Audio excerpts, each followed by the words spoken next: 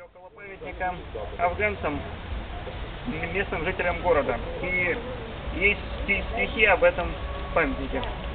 Сейчас я их прочитаю.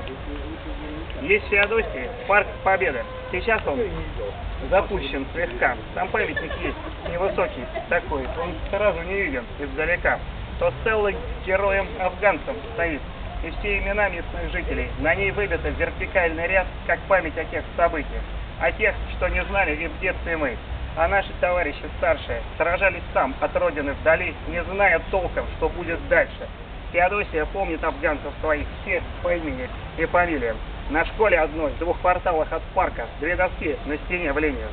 Пусть погиб вдалеке, и мы помним тебя, так на стелле той сильно написано.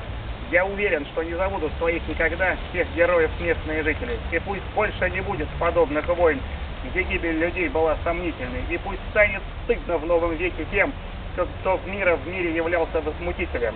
Есть в Феодосии парк городской, там стелла героям афганцам. По Союзу бывшему много героев таких, тех, кто так и остался в памяти. Очень хочется, чтобы сейчас больше не было в мире военных кампаний, подобных той, что жизнь отняла у последних солдат советской армии.